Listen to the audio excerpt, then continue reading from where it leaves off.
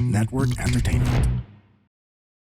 May nakita sa Batangas na yung area kung nasaan yung mga SGD lumalabas, meron difference sa kung anong klaseng fauna or flora yung nandun compared sa area na walang SGD. So, yung SGD na research namin, naging siya, parang jump off point siya para sa mga sumunod na researchers for them to know saan sila mas magfo-focus.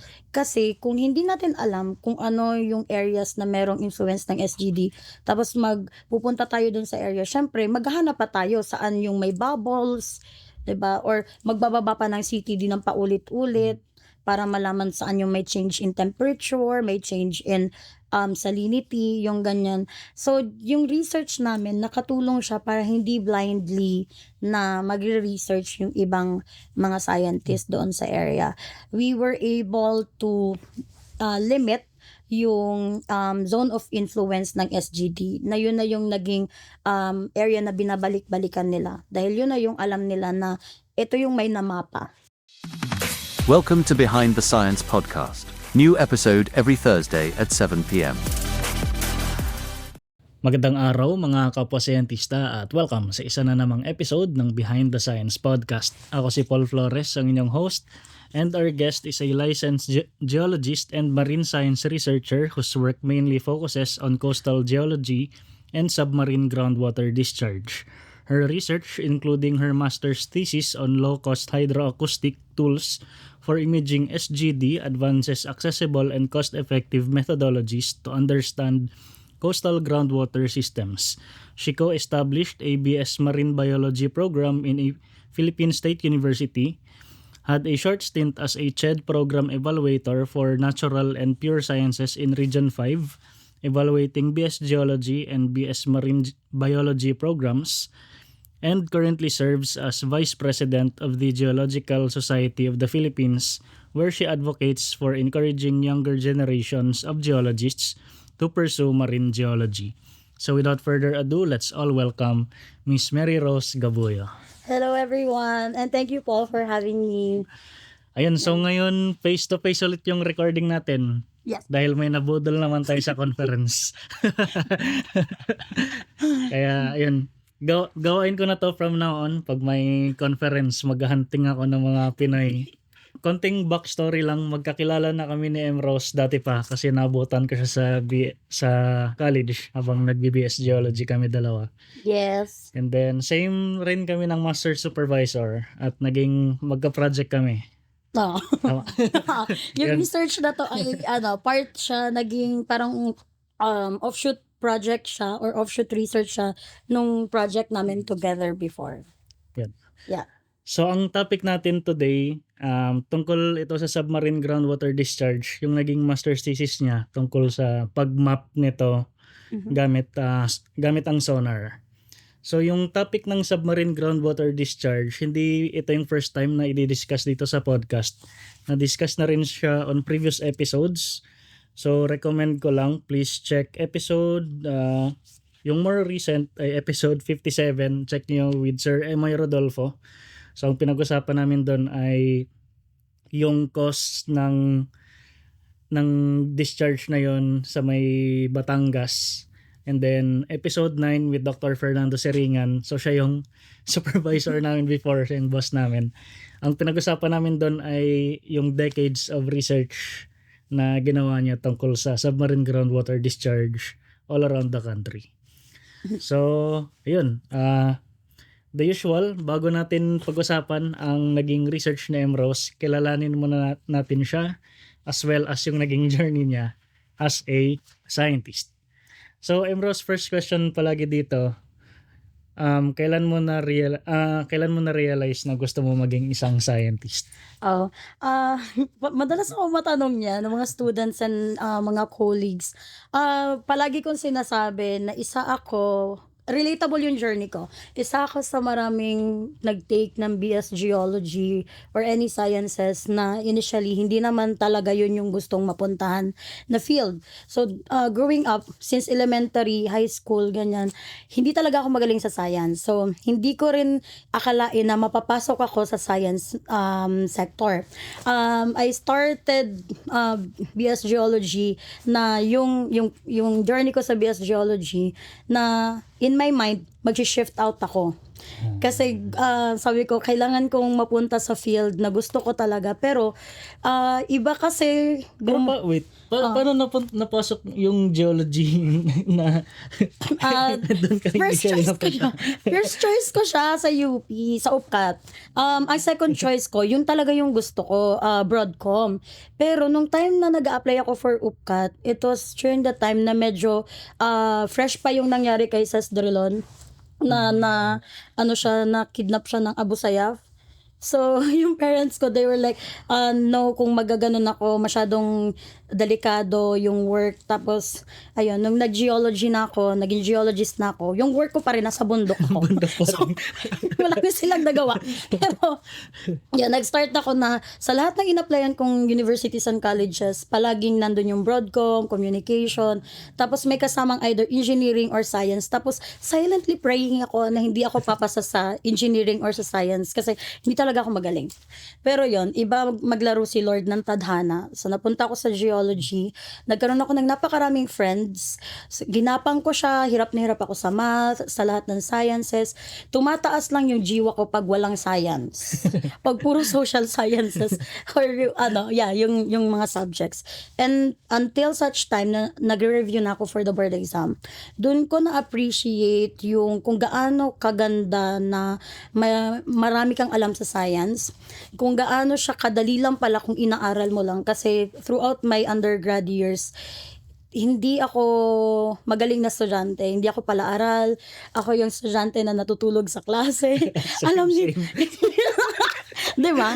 Alam ni Doc Au yan, ni Doc Au, si Sir CP, sobrang bait sa akin na babagsak na lang ako pero pagbibigyan niya pa ako ng chances, numerous chances, yan.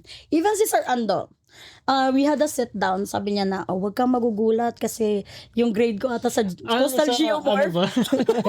Basta sa masters na yun, Coastal Geomorph, ang baba ng grade ko na hindi ako ata masyadong nandun sa pasado. Parang alanganin.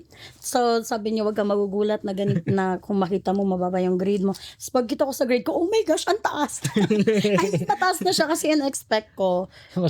Mas mababa. Ayan. So, yeah, na-realize ko na it's something that I would want to pursue in a very long time. Hindi ko alam, baka hanggang mag-retire ako, hindi ko pa alam. Nung after ko ng board exam, napasok ako sa teaching. Yan. So, yung stint ko sa academe, nagtuturo ako sa mga bata, it inspired me to be more, hindi lang for myself, but for my students. Kasi I cannot teach something na hindi naman ako ganun ka-confident. And kahit ako ay medyo kino-question ko yung mga sinishare ko. So, for me to be able to share more, I need to further my skills, my knowledge, yung capacity ko, yung capabilities ko. And ayun, that led to the decision for me to take my master's. Pero ayoko na ng hardcore geo. So nag-decide ako na sa MSI ako papasok dahil coincidentally may project si Sir Ando. Yun na ngayon sa offshore fault mapping, nakasama ko si Paul and kasama ko rin si Kino. Si Kino, sana ay maging guest din dito sa podcast na to. Kinukulit ko na yan eh. Hoy Kino, mag-attend ka nito ng podcast na to. Yan. So yun yung naging journey ko. Hanggang sa, yung sa research na natin, ang gusto ko talagang gawin, magmapa ng fault talaga. Kaya ako nag-apply dun sa project na yun. Gusto kong gamitin yung structural geo na knowledge ko sa marine environment. So, kung ano yung research ni Paul ng masters at yung research ni Kino, yun yung gusto kong gawin. Pero, bilang si Sir Ando yung aming mentor, may mga nakikita siyang hindi namin nakikita. Ayun, nung time na yun, nag-decide siya na i-push ako for SGD work after our field assessment sa Batangas. So yung Ay, wait lang. ano, Curious ako dun sa ano, 'di ba after graduating college, nagturo ka ng geology. Saan university ka nagturo ng geology? yung una, di pa ako nun licensed. Kailangan ko lang ng work talaga na immediate sa Adamson. Nagturo ako for summer sa Adamson. Initially, ang usapan namin, ang tuturuan ko lang ay structural geo. Di ba? Structural geo, sobrang heavy niya kasi ang daming topics under structural geo. So initially, yun lang yung usapan namin ng Adamson na ituturo ko. Tapos, on the first day na magtuturo ako nung summer term na yon, that was in 2016. Nung time na yon, wala rin silang magtuturo ng geophysics. So, binigay din sa akin yung geophysics. So, hindi ako magaling sa both. Hindi ako magaling sa both. Like, hi, Ma'am Jenny. Hindi ako magaling sa parehong subject. So, kinailangan ko talaga. Kinailangan ko talagang aralin siya. Every single day, nag-aaral ako, nagre-review ako para the moment na humarap ako sa mga estudyante, alam ko yung sinasabi ko. That experience with Adamson, it led me to the decision na kailangan ko talagang mag-aral pa. Kasi, na before that kasi may experience na ako pero it's just 1 year. 1 year sa coal exploration and sa geothermal exploration. Hindi siya talaga enough. For a geology professor to be an effective professor talaga, for me kailangan meron talaga siya significant experience para yun yung panguhugutan niya ng mga ituturo niya sa mga estudyante. After nun, hindi dapat ako magtuturo kasi I was too young. I was only 22, 23. Sabi ko, mag-industry muna ako. But then again, kasi yung buhay ko po ay masyado siyang open sa napakaraming tao for input. Ini-incorporate ko yung mga input ng mga tao na alam kong significantly can contribute to my journey. So, sino yung mga taong yan? Sila yung mga higher ups, yung mga mentors. Ayan. So, after ng stint ko sa Adamson, one of my mentors mentioned na, pumunta ka ng partido. Medyo may struggle kami ron kasi sabi ko nga, hindi pa enough yung alam ko for me to dive into teaching once again na parang mas marami yung tuturuan, mas mas malaking commitment. But eventually, after praying, after maraming dialogue, internal dialogue with myself, I decided na pumunta ng partido, magturo ron, tumulong sa program. Marami din kaming na-establish kahit paano na hanggang ngayon, malaki yung pasasalamat namin na ini-integrate pa rin siya ng program sa kanilang operations. So yeah, Parang very common sentiment yan na kaya ko bang magturo? Ako iniisip ko din yan na kaya ko bang bumalik at kaya mo yan. Siya pero malaking factor for being an educator, malaking factor na talaga committed ka sa ginagawa mo kasi mag-show siya on how you share, on how you treat your students, on how you treat the subjects that you teach. Kasi lalabas siya kung ayaw mo talaga. If it's not for you, lalabas siya. Papa-report ko lang yung mga students. Bibigyan ako ng grading report niyo.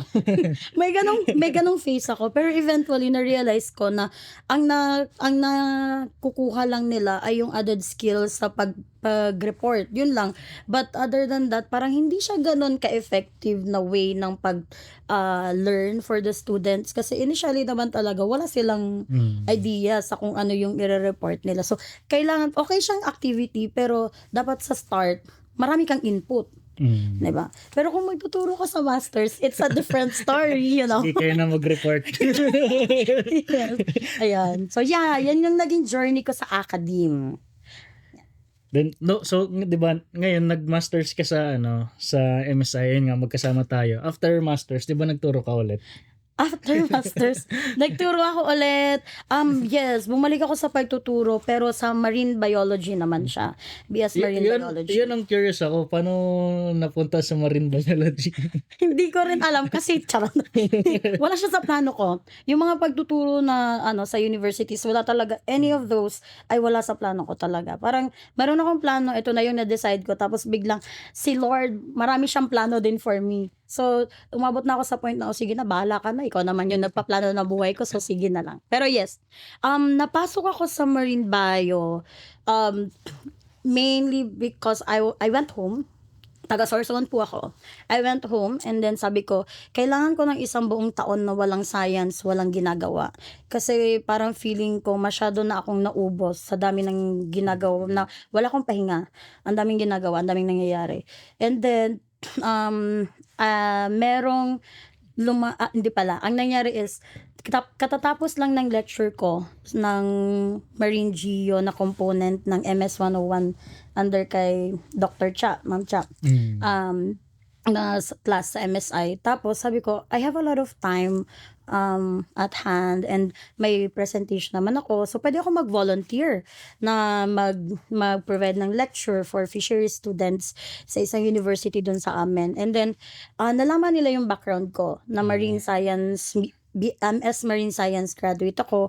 They talked to me and convinced me to help them start the program, the BS Marine Biology program, kasi isa sa kailangan ng requirement ng CHED, dapat ang magli-lead nun ay at least MS graduate ng Marine Bio or any related na sciences. Ayan, so, yan. And then, nung una, medyo may resistance ako kasi nga, ang plan ko is to take my PhD na. Dapat ngayon, nagpi-PhD na ako. Nag-apply ka na ba? Sa...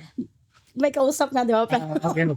Medyo medyo sensitive topic pa sa ngayon. But yeah, yun yung nakikita kong journey at the time. And then, trajectory ba ng career ko at that time. Pero, yun, nakailang ulit din sila sa akin na mag-convince, binalik-balikan ako. Hanggang sabi ko, okay, sige. Titingnan ko what I can do. Nung nakita ko, kaya naman siya somehow, pero maraming struggle. So, medyo nagdalawang isip ako at first. Hanggang sa, nag-decide ako na, okay, sige, i-push natin to, pero kailangan ko ng tulong. Thankfully, grabe magbigay ng support yung mga mentors ko, yung mga friends ko, yung mga colleagues ko. Kasama na si Paul doon.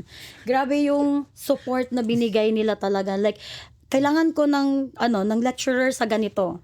Yan. So, isang usap lang yan. Ang dali nilang kausap. Naalala ko yung nag-message ka. Ang daling kausap ng mga friends ko. So, sobrang thankful talaga ako sa klase ng mga tao na pinalibot sa akin ni Lord. Kasi, isang usap lang sa kanila, isang pakiusap lang, nagpo-provide talaga sila ng kung ano man yung kailangan ko. So, most of the programs, the projects that we started in that BS Marine Bio program, ay medyo naging smooth yung pagtakbo dahil din sa support na binibigay sa akin ng maraming tao. Ayun. So, Pero anong subjects yung tinuturo mo at that time? Gaano kahirap for you yung shift ng paggawa ng lecture materials na geology related to biology related na?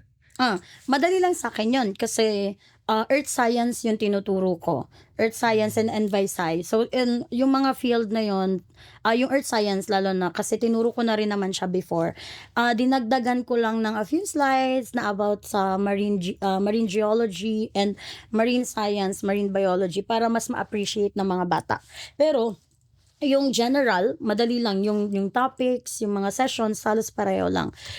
Sa Envi-Sci naman, yun medyo may challenge yun. Pero, ang kagandahan kasi, dahil medyo versatile tayo sa ating training sa UP, hindi siya ganun ka-challenging. Like, meron lang akong na outline na ng kung ano yung ituturo na provided din ng aking mga friends. Tapos, ako na yung naglagay ng kung ano yung subtopics na importante, na relevant sa mga estudyanteng tinuturuan ko. I even taught Rizal. Yung history ni Rizal? Yes, nagturo ako ng Rizal. Kasi kulang ako ng units. Tapos, kulang na magtuturo ng Rizal. So, nagturo ako ng Rizal. Anong una, medyo intimidated ako kasi history and all. Pero nung binabasa ko yung syllabus, madali lang siya. Tas nung time kasi na yun, sobrang gulo ng Ano yun, mga ikaw gumagawa ng buong lecture materials or may Yeah. binibigay na may yung bini- university? may binigay yung university, pero yung kung paano ko siya ituturo, sariling style ko yun. So, hindi ako yung magpapakita ko ng PowerPoint tapos i-discuss. Hindi. Ang ginagawa ko, ini-integrate ko yung current affairs, yung current events, sa kung paano ko siya tinuturo. Like, yung kino-correlate ko yung mga experiences ni Rizal as student, as yung lumalaki na siya, namumulat siya sa politics. Tapos kung ano yung counterpart nun sa kasalukuyang panahon. So, siya, na-enjoy ko lang din siya. Na hindi siya ganun pala ka-challenging. Basta, alam mo kung paano i-integrate yung mga relevant na topics doon sa pag-discuss ng subject. So, yeah, based sa kung ano yung mga experiences ko mainly, yung pag-deliver ko ng lectures. Ayun. So, I guess madami na tayong napagkwentuhan dun Yes. sa history na yan. Marami lang makakat. I guess ngayon pag-usapan naman natin yung yung naging research niya, yung naging thesis. So, ang title nito ay Utility of Low-Cost Recreational Grade Echo Sounders in Imaging and Characterizing Bubbly Coastal Submarine Groundwater Discharge. Yan. So, Emrose, can you explain muna tungkol saan ba yung yung study na to in one sentence? In one sentence, ang research namin ay tungkol sa paggamit ng low cost, ibig sabihin mumurahin na echo sounder. Ang echo sounder, i-define ko na rin para Sige. tuloy-tuloy na. Yung echo sounder device siya, geophysical device siya na ginagamit initially for, at least yung ginamit namin, for looking for fish, for sports fishing. Yun yung main Finder. Yes, fish finder ang tawag sa kanya, colloquial na term for that. Pero sa amin, tinatawag namin silang echo sounder. Ito yung gamit na nagsisend ng sound from the device pababa ng water column hanggang umabot sa seafloor o kung ano mang meron sa ilalim ng tubig, tapos magbabounce back yung sound paakyat pabalik sa device, and then mare-record niya yung bathymetry, yung kung gaano kalalim yung tubig, pati na yung mga bagay-bagay na makikita sa water column. So yung device na yon, ginamit namin siya para mamapa ano yung distribution, ano yung makita, ano yung anomalies na pwedeng ma-represent sa sonar images ng submarine groundwater discharge. Meron ng initial na reference na Sir Ando at the time na possible siya. Pero do sa research nung ginawa natin to sa Batangas, ang amazing pa rin for me kasi yun yung first time na nakita ko siya, 'di ba? Yung signature talaga, as in very distinct na signature. So yung naging research is gamitin yung low cost na echo sounder para mamapa yung distribution ng submarine groundwater discharge na mainly dominated by bubbles doon sa area sa Batangas. So, using that technique, nakapag-identify kami ng iba't ibang klase ng sonar,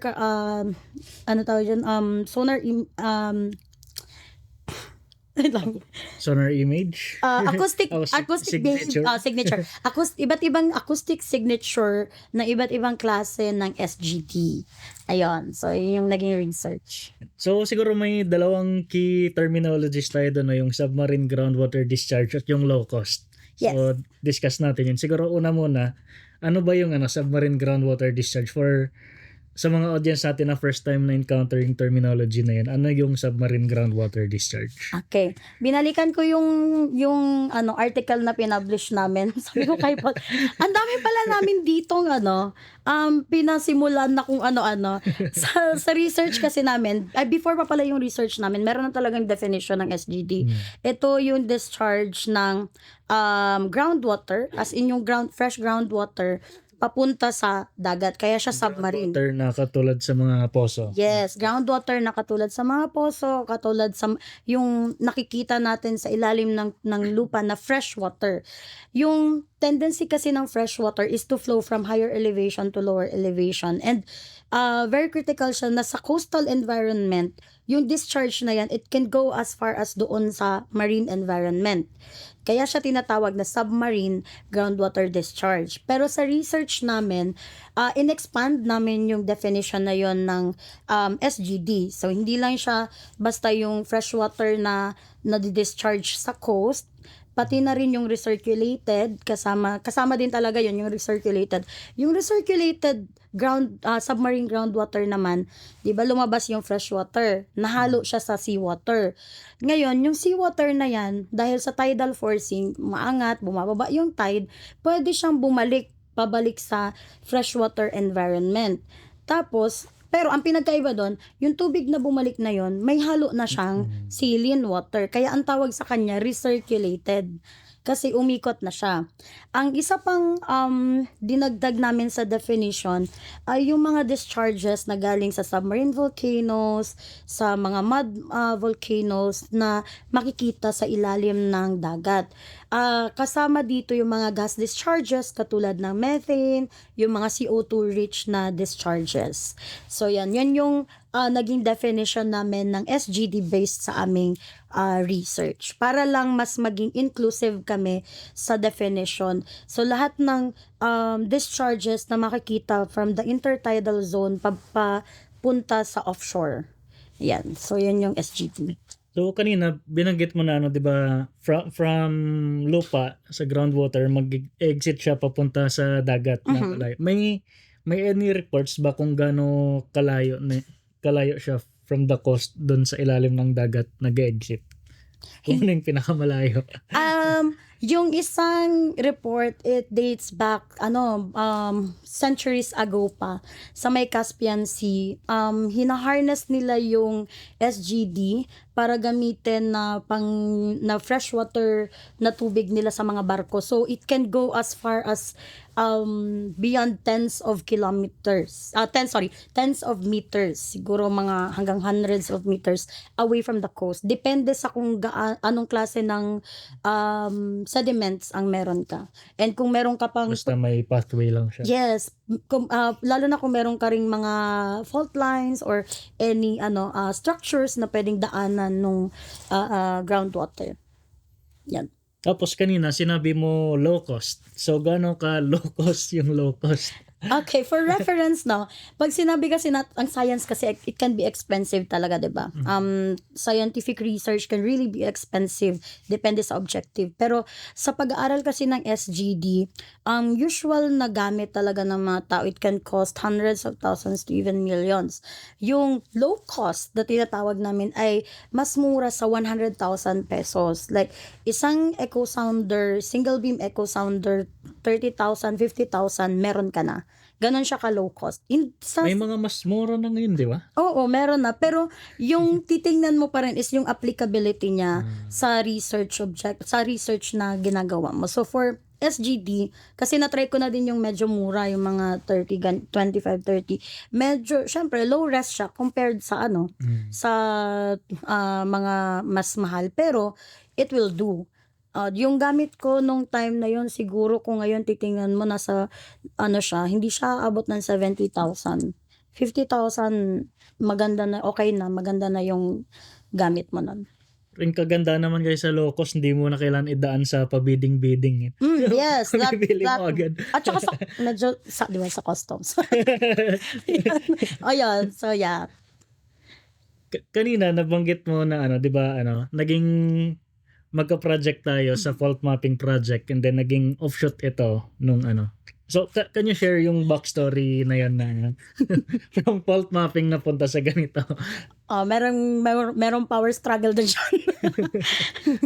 Hello, Sir Ando.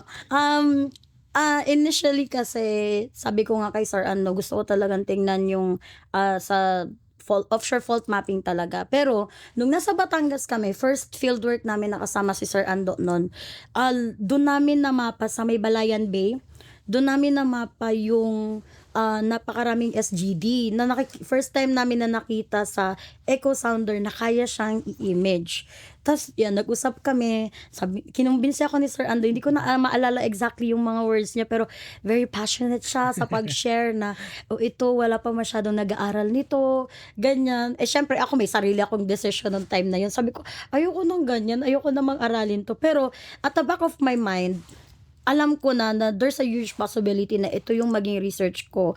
Kasi, nung nagbabasa ako, after nun, ng usap na yun, nagbasa din ako ng kung anong meron ng research, ano pa yung kailangan na direction. Halos wala pang nag-aaral sa Pilipinas, lalo na sa nasa academe, about sa submarine groundwater discharge, which is ironic, kasi ang Pilipinas ay archipelagic na bansa. Ibig sabihin, sa buong Pilipinas ay malamang na-discuss na rin to ni Sir. Sa buong Pilipinas, ano siya, very common siya. Very common siya yung existence ng occurrence ng submarine groundwater discharge. It's so common na every time na magpe-present ako sa conference locally or magpe-present ako sa magnang talk, palaging may lalapit sa akin na, may ganito po sa gantong lugar. Lagi ngang pinipicture sa Jessica Soho Yung Talaga? Hindi ako nanonood ng KMGS. Talaga? Nakakailang episodes na sila na ganun tapos parang pinapalabas na mystical. Ayun po, so hindi po siya mystical. Siya po ay normal, common na phenomenon, lalo na sa isang archipelagic na bansa, katulad ng Pilipinas. Saka may ibang episodes doon na alala ko sa KMJS na parang nire-report nila na doon sila naglalaba. Sa beach sa tabing dagat, gumawa sila ng improvised na balon, parang pinalibutan nila ng bato. Parang napanood ko yun, sila yes. naglalaba. Tas yung iba, iniinom din nila yung tubig sa ganitong mga areas. Meron yung merong isang lugar sa Sorsogon, na pag low tide, hina-harness nila yung fresh water kasi lumalabas yung bukal. Mas malakas siya syempre pag walang overriding na seawater. Yung bukal, hina-harness nila yun yung iniinom nilang water. So yan. Tas meron ding isang site pa sa Sorsogon, bagong namin to site na interestingly, yung site kung saan may occurrence ng SGD, hindi tumutubo yung mangroves. So yeah, maganda siyang tignan din. Ay, ito pala baka nalito yung audience natin kasi yung binabanggit natin ngayon, yung sa coast, yung nasa beach lang, pero yes. yung sa study mo, gumamit ka ng sonar. So why bakit ba kailangan ng sonar? Gaano kalalim yung tinatarget mo na mga discharge na to? Yes, okay. Yung mga common na nakikita sa Philippines, nasa may coastal areas lang sila. So, less than 5 meters, ganyan na depth, may makikita ng mga discharges. Pero, yung sonar, yung kagandahan nito is kaya niyang imapa. Low cost to So, ibig sabihin, kapag gagamit kayo ng mas higher resolution, yung mas mahal na mga sonars, mas malalim pa. Sa low cost na gamit namin, it can map up to 50 meters. Yun yung clear talaga. Pero it can go beyond 50, like 75 meters, na meron pang makikita. Pero yung pinakamagandang signature, nasa 50 meters. But we have to note na yung gamit ko, hindi siya bago. So, it can be limited by yung condition na mismo ng device. But yeah, it can go as deep as nasa 50 meters or 75 meters. Pag yung research grade naman na yung mas high cost, anong pinagkaiba ng capabilities nila? Your resolution definitely yes. Pero hindi sa objective ng study namin, hindi ganon ka laki yung difference. Kaya namin naipakita na maganda siyang alternative kasi hindi naman ganon kalaki yung difference sa kung paano nakikita yung signature niya, acoustic signature sa mga sonar images. Yung gamit namin na pang verify if tama yung nakikita namin ay yung research grade na side scan sonar, which can easily cost at least 2 million pesos. Yan. So, pa yun, many years ago pa yun, so baka mas mahal na siya ngayon. So halos wala masyadong difference yung low cost tsaka yung medyo mahal na mga sonars kung ang pag-uusapan ay yung objective ng research. Pero ang ganda kasi tingnan ng yung research grade na sonar, para siyang missile Yes. Oo, maganda nga siya. So, yan, search nyo guys kung anong itsura naman. Yung mga fish finders kasi parang ganyan lang yun kalaki, kamao mo lang siya kalaki. Tapos, kakabit mo lang siya dun sa bangka. Ganyan lang kaliit, oh. Tapos, yun na yung magsisend ng sound, magre-receive ng sound. Tapos, may monitor lang. Tapos, yung research grade ganito, mga malaki, ganyan. Yes. Para siyang missile. Tapos, pwede mo siyang gawin na yung cable niya, yung data cable, pwede rin siyang umabot ng tens of meters. So, pwede mo siyang ibaba na malapit ka dun sa seafloor tapos hatakin ng hatakin ng bangka. Pero sa mga experience natin, hindi siya magandang gawin. Ginamit ko siya sa Benham, tapos naputol. Buti na lang dinoble-doble ko yung kabit ng rope. Naputol siya, nasa 20 meters ko siya binaba, tapos naputol. Tapos di ba yung sa Batangas, bumunggo sa coral. Ayan, so yeah. Pero depende din kasi siya sa kung ano yung boat na meron. Kaya pagka bangka lang na ng mga local fishermen yung mga kahoy, mahirap talaga siya. Pero pag research vessel talaga na designed to carry yung mga ganitong equipment, maganda siyang ilubog at ito lang para maganda yung makuha mong data. Yes. Meron tayong ganun sa Pilipinas. Meron naman. Meron ng MSI. Yes. Meron din yung, alam ko meron din yung NAMRE nung side scan sonar. Nakita ko dati. Pero di pa ako nakita ng mga results ng imaging nila. Okay. So, dito sa study mo, paano nyo in-acquire yung data na yan? Like, di ba, pumunta ka dun sa Batangas. Ay, una pala, bakit Batangas yung naging study area na yan? Dahil pa rin sa project natin. Well, kasi yung partly because of the project. Kasi yun yung funding ng ng DOST sa amin noon sa Batangas. Batangas is one of the sites. Aside from that, meron na kasing reported. May reported na occurrence ng SGD doon sa area, sa may Balayan Bay, sa may Batangas Bay, pati sa may Tingloy. Lalo na yun sa Tingloy, yung tinatawag nilang max bubbles. Ayun, so alam na natin yun from the divers, from the previous researchers katulad ni Sir Emoy. Ayan, so yeah, nabanggit na. Kaya yun na rin yung naging focus ng ng research namin. Di ba may resort yun na yun yung attraction, di ba? Yung Bubbles Point. Yes, sa may yun, yung Korean resort. Sa may Batangas Bay. Baka naman sponsor. Yeah, sa may Batangas Bay. Ano nga yun, nakalimutan ko rin. Basta yun. And siguro discuss natin paano ginagawa yung survey. So pupunta dun sa sa Batangas. So may bangka, tapos ikakabit doon yung sonar. Paano ngayon yung setup ng sonar survey? Similar siya sa mga bathymetric survey. Meron kang, you have to follow the coast and then do perpendicular lines. Pwede nang mag-create ng lines prior to the survey. Ayun, so para siyang nagbabathymetry ka lang. Ang pinagkaiba lang, aside, on top of the bathymetric data, titingnan mo rin yung water column data. So sa monitor pa lang, i-check mo na ano yung mga nadadaanan ng bangka na pwedeng of significant to our study, and then i-mark down namin yon para for verification, yun yung babalikan namin. Meron kaming 5 method na ginamit doon sa sa research. Of course, yung paggamit ng single beam echo sounders, 2 single beam echo sounders yon, Garmin and Humminbird. Tapos pang verify doon, gumamit din kami ng Mantacam. Yung Mantacam, makeshift lang din siya na na parang, kaya siya tinawag na Mantacam, para siyang manta ray na style. Tapos may nakakabit na GoPro. Tapos ini-image niya yung nasa baba. As simple as that. Kasi nga low cost yung aming research. Tapos, of course, we did some dives to verify first hand kung ano ba talaga yung nakikita, kung tama yung namamapa namin using the echo sounder. And gumamit din kami nung research grade nga na side scan sonar. So, yun yung mga method na ginamit namin. Sabay-sabay yun. Well, of course, the dive, kasi kami rin yung nagda-dive, hindi siya sumasabay. Pero yung iba, yung Mantacam, yung side scan na research grade, tapos yung 2 single beam, sabay-sabay na nirerun yon. Meron din pala, ER.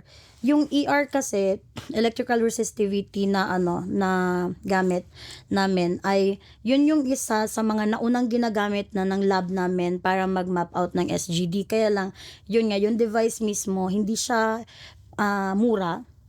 At yung pag-deploy niya ay medyo hassle kasi sobrang haba ng kable. Nasa ilang ilang electrodes yun. For clarification lang pala guys, hindi to malakas na kuryente yung ano.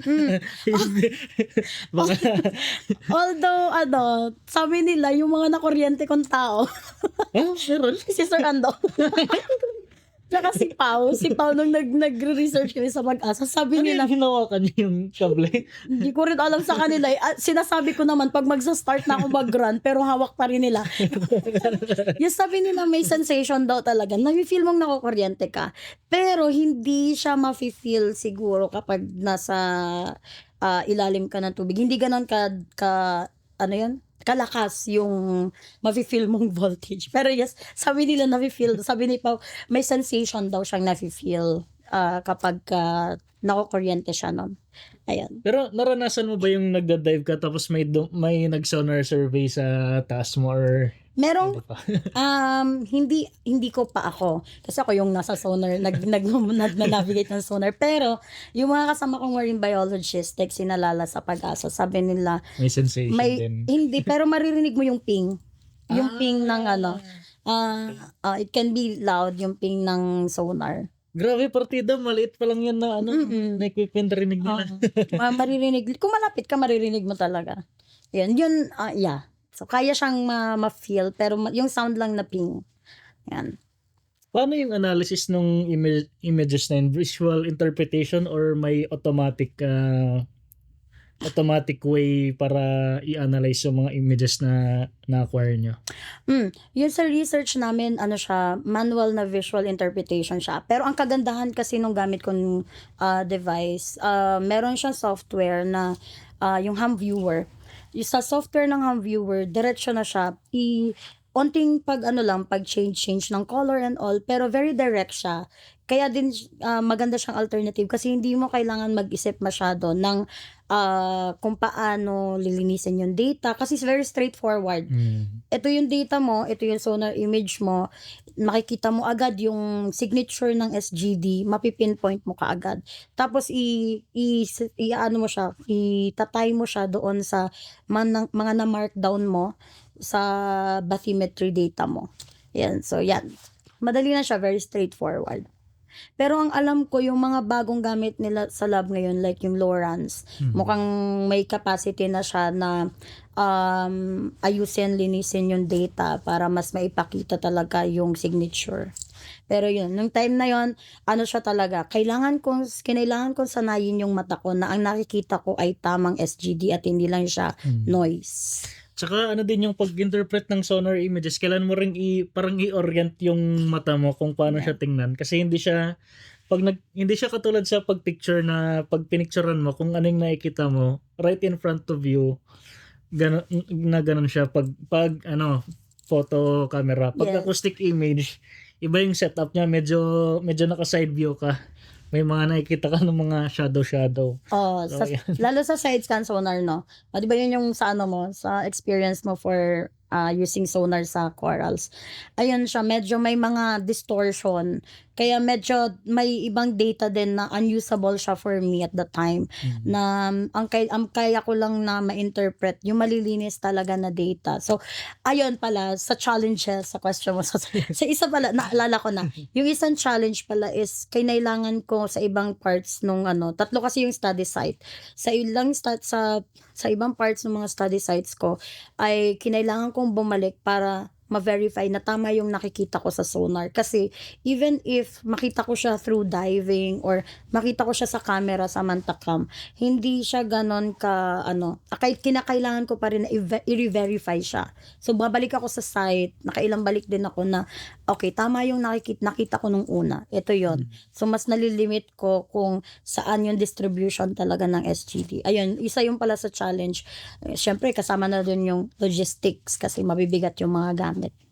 Ayun. Pero siguro last question lang sa part na to, bakit ba importante alamin yung distribution na yan ng SGD? Ano yung, kumbaga, significance niya lumalabas lang naman. Lumalabas lang naman yung tubig, anong meron na.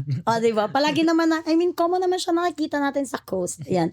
Pero mayroong after nung study namin, nagkaroon pa ng mga sumunod na pag-aaral, nakikita nila na yung significance sa mga ecosystems sa ilalim ng dagat.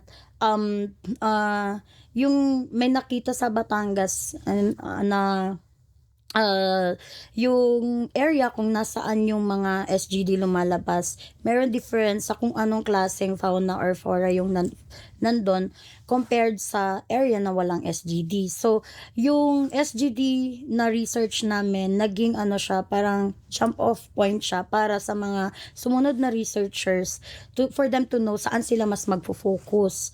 Kasi kung hindi natin alam kung ano yung areas na merong influence ng SGD, tapos pupunta tayo dun sa area, syempre maghahanap pa tayo saan yung may bubbles, 'di ba? Or magbababa pa ng CTD ng paulit-ulit para malaman saan yung may change in temperature, may change in salinity, yung ganyan. So, yung research namin, nakatulong siya para hindi blindly na magre-research yung ibang mga scientists doon sa area. We were able to limit yung zone of influence ng SGD, na yun na yung naging area na binabalik-balikan nila. Dahil yun na yung alam nila na ito yung may namapa.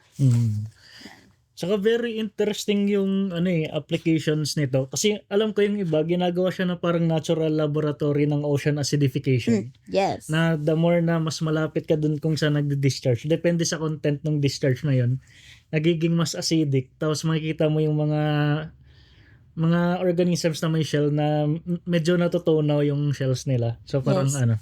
Natural laboratory din siya for ocean acidification studies. Yes. So, yun. Very, very interesting. So, ayun.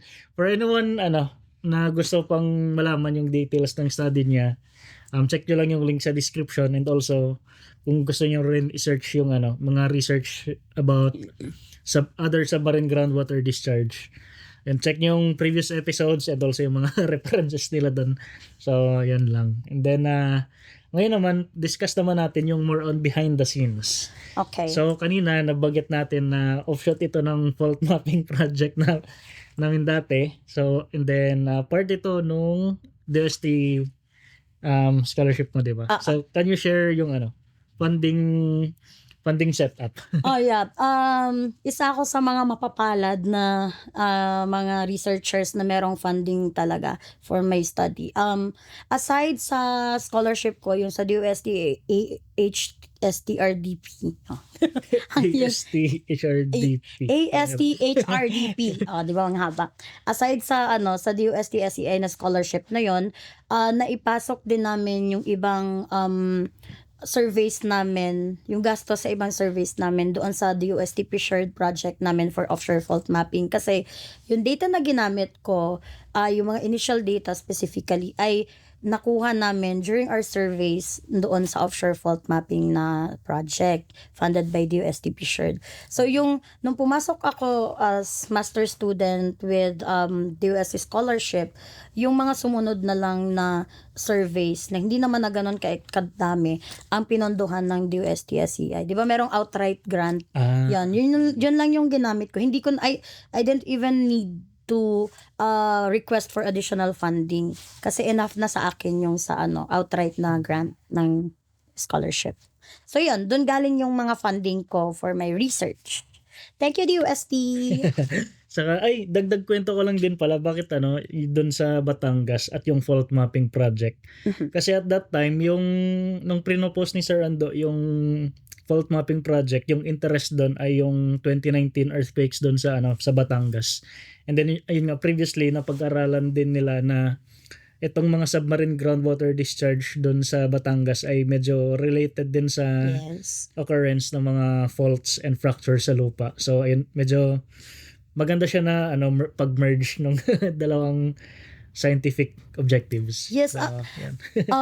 Dagdag ko na rin. Actually, nakita namin, yung isa sa mga significant na result ng study namin is nakita namin na related talaga yung discharges na namapa namin kung saan yung mga fault lines or mga structures, geologic structures, dun lumalabas yung mga SGD. So, driven siya by structures, geologic structures like faults.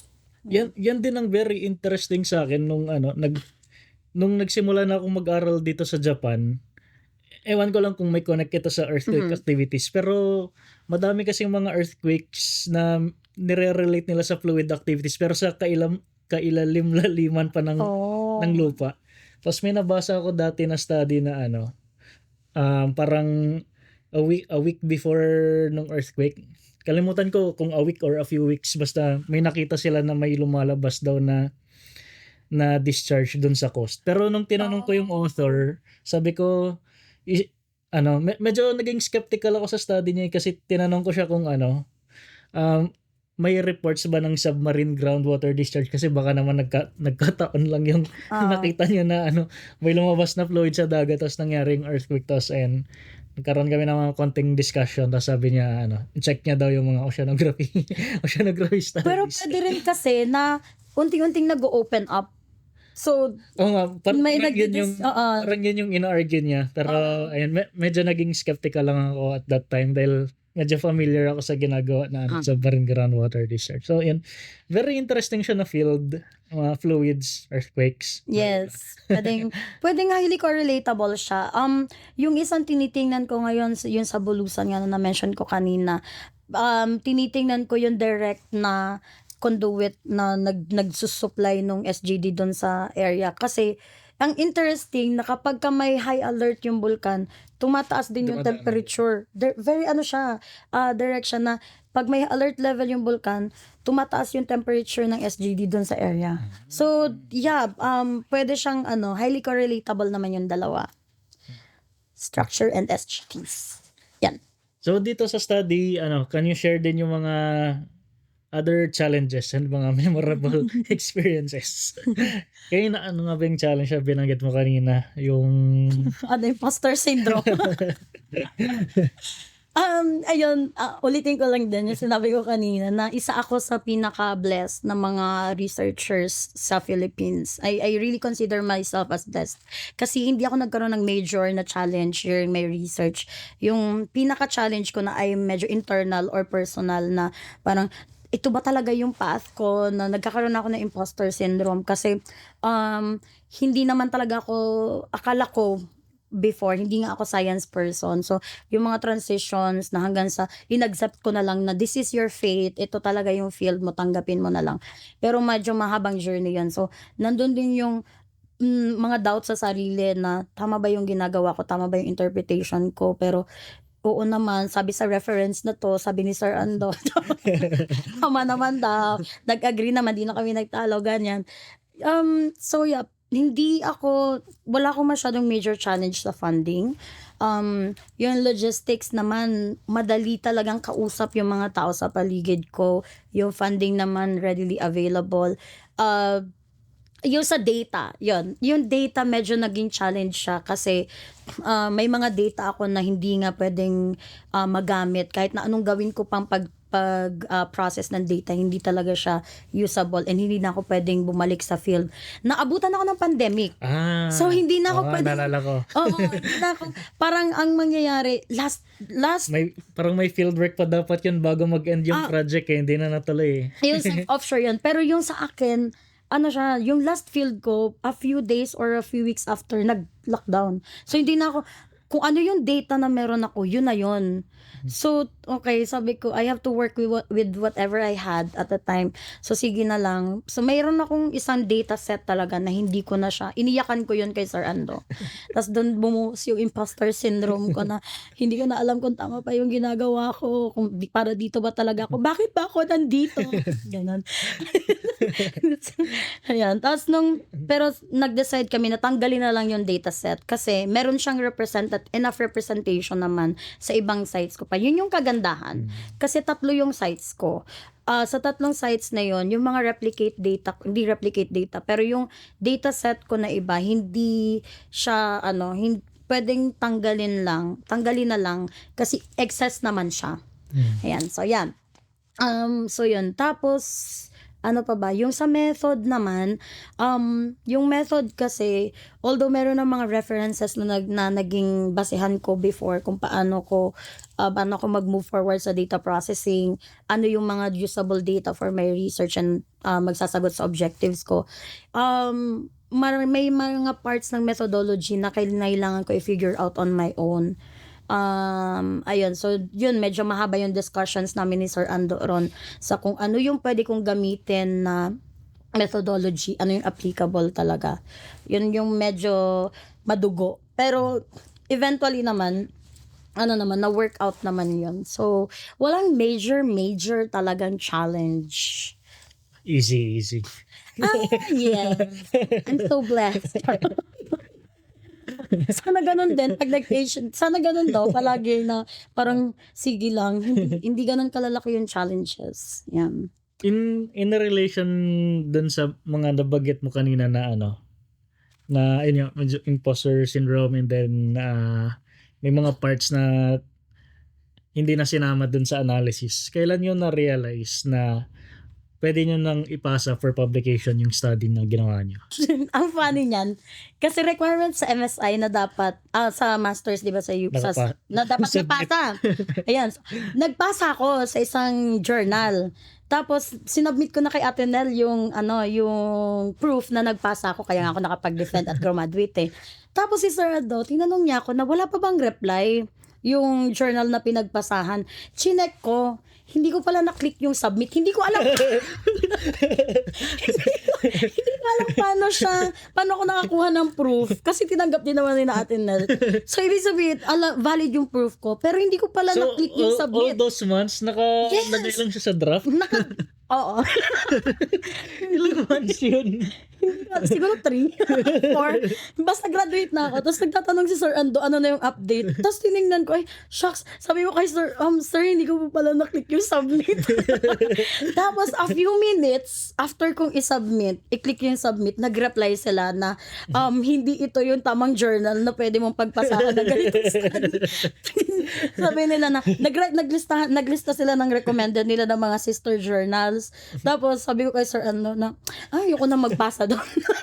So, ang sabi ni Sir, mag-list down ako ng mga high impact factor, tas yung mga nasa middle lang, tapos yung mga low impact factor na mga journals. Tapos, pili ako doon ng pagpapasahan. Syempre, mag-start tayo doon sa mataas. Ambusyosa ako eh. So, ang una kong pinagpasahan ay yung Journal of Hydrology. Mabilis silang mag-reply. In fairness to them, within 2 months may reply sila. Minor revision, isang paragraph lang actually yung kinailangan kong baguhin. Oo. Kaya pagka nag-align talaga ang universe, wala masyadong malaking challenges. Pero yon, nung pinasa ko sa hydrology, isang part lang na yon, may pinabago lang sila. Na-submit ko naman, tapos okay na. And then nag-email sila sa akin na yung sister journal nila, Hydrology X, ay nagpapataas ng impact factor. So nagsusolicit sila ng mga articles, publications na willing na sa kanila i-publish. Syempre doon ako kasi libre yun. Ang hydrology, merong bayad. Oo. So doon ako. Tsaka open access na yung Hydrology X. So ang iniisip ko at the time, okay lang wala pa siyang impact factor. Pero magagamit na ng maraming researchers yung pero research sister namin. journal niya naman. Yes, oo. Ayun, so doon ako nagpasa sa Hydrology X. Tapos ngayon meron ata silang impact factor, 3.1 ata. Taas. Nice. Ayun, so yun yung sa submission, hindi rin siya ganun katagal. Funny lang talaga na yung una kong sinubmitan ay hindi ko pala na-click yung submit. Ayun. Yan, so almost mag 1 hour na rin tayo. So, ano yung ma-advise mo sa mga aspiring researchers and also mga aspiring educators? Okay. Sa mga researchers, very common sa atin, lalo na kapag napunta tayo sa mga periods na na doubtful na tayo. Very common sa atin yung imposter syndrome. Narinig ko na din to sa isa mong episode, merong nag-discuss nito. Yun, wag kayong matakot na umabot kayo sa point na yun, ibig sabihin lang nun na yung utak nyo, yung katawan nyo ay naghahanap ng something else, something more for you to move forward to. And so that's one. And palagi kong sinasabi sa mga students ko, ang skills, yung knowledge, lahat yan na-acquire. Pero yung core ninyo, yung kung paano kayo as a person, yung inyong values, yung inyong principles, babalik at babalik kayo ron dapat. Kasi yun yung magiging foundation nyo sa kung paano kayo mag-move forward at kung anong klaseng scientist kayo or researcher. Hindi pwedeng magaling ka lang kasi meron at meron palaging mas magaling sa inyo. Mas magaling sa kami ni Paul, tinatawanan na lang namin kasi hindi kami magagaling ng mga estudyante. Undergrad years, patulog-tulog sa klase. Oo. Pero, yung opportunities sa amin, I'm sure makakapag-attest ka nito. Yung opportunities nagfo-flow. And it's not just because magaling magtrabaho or what. Malaking factor yun. Pero it's because of the relationship, the network that we were able to build throughout the years. Throughout the years na nag-work kami. Yun. So, maging mabuting tao talaga. Yun yung pinaka-core. Know your core, know your yung values ninyo, tamang values and principles. Para kahit saan kayo mapunta, anumang field yung tahakin nyo, babalik at babalik kayo ron and solid yung foundation nyo. Palagi yan. And for those na nag-aspire to be educators, naniniwala ako na ang pagtuturo ay calling. Malaking commitment siya kasi isang generation, at least isang generation ng professionals ang tinatry mong i-mold, ang tinatry mong i-train. Kapag hindi ka talaga dedicated, hindi ka committed, wala sa puso mo yung pagtuturo, isang generation ang masasayang. At least isang generation ng mga professionals na sana ay makakatulong na para maging maganda, mas maayos yung bansa natin. Ang masasayang lang. So yan. Bigla ko lang naalala yung talking about undergrad years. Parang ang baba nung jiwa ko nun na Di ba may cut-off yun sa pagpasok ng masters? Parang malapit na ako dun sa cut-off eh. Talaga, ako parang feeling ko nasa 2, malapit ako sa 3. Parang nasa 2.2 na ako nun eh. Malapit ako dun sa... Ako malapit ako sa 3. Nakakatawa yung interview ko dyan kay Sir Ando. Kasi, paulit-ulit niyang pina-review sa akin, pina-check sa akin yung jiwa. Tinawag niya pa si Ate Nel para tulungan ako. Tapos wala talaga siya, as in, hindi talaga pasok yung jiwa ko sa limit ng MSI. Pero, ayun, kaya maraming salamat talaga. Malaki yung pasasalamat ko sa tiwalang binigay ni Sir Ando at ng mga senior faculty ng MSI nung nag-apply ako. Kasi, hindi ko talaga alam ano yung mangyayari sa akin kung hindi ako pumasok doon. Ayan. Ayan, and the last question, do you have anything to promote? Yes, of course, we have anything to promote. Charot. May something to promote po kami. Naka-jacket. Yes po, kaya po ako naka-jacket. Yeah. Unang-unang sa lahat, maraming salamat Paul for this opportunity na makausap ka ulit and through your podcast. And maraming salamat sa effort na ginagawa mo. Napakalaking bagay nito para sa science community sa Philippines. So, guys, isupport po natin ang podcast ni Paul, ni Dr. Paul. Sorry Paul, ako ng Paul dito. Ni Doc Paul, i-support po natin ito and hopefully mas mag-flourish pa. Mas marami pa yung ma-feature na research para yung mga publications natin ay hindi lang nasa journal at hindi lang nasa references ng ating mga co-researchers, kundi nasa mga communities, nasa policy making, etc. Another one, of course, naka-Geocon nga ako. Naka-GSP jacket ako. Would like to promote Geocon 2026, Geology Conference 2026, which will be held in SMX Lanang sa Davao City po yan. Ngayon darating na December 1 to 2. And we will also be having a geo tour of the different Davao regions. Pupuntahan po yung mga mining areas, mga outcrops na napakagaganda sa Davao region. Sa December 3 to 5. So, it's a 5-day conference. Pero yung main program talaga ay 1 to 2 lang. 3 days yung field trip? Yes, 3 days yung field trip. Tapos meron ding city tour. Wino-workout pa yun ng committees ngayon, Wino-workout pa ng committees ngayon yun. Pero yes, December 1 to 2. Yun po yung main conference. Sana magkita-kita po tayo ron. Lalo na yung ating mga geologist. Yan, mag-submit po kayo ng abstract, mag-release na kami ng mag-launch na ng website and mag-release na ng mga paunang sabi para sa call for abstract. So, antabayanan nyo po yon sa GSP website, sa GSP Facebook, and watch out nyo na rin yung inyong mga email na affiliated sa ating websites. Ayun, yun lang po. Thank you. Ayun. So I guess hanggang dito na lang muna tayo. Maraming salamat of course kay Emrose sa pagpapanlak ng imbitasyon. At see you everyone next week. Madami pa tayong pag-uusapan na research na ginagawa ng ating mga Pinoy scientists. The opinions of podcast creators, hosts, and guests are not necessarily reflective of the official stance of the Pod Network Entertainment, its hosts, or other network programs. The content created by the people behind the podcast is personal and not meant to harm any religion, ethnicity, group, organization, company, or individual.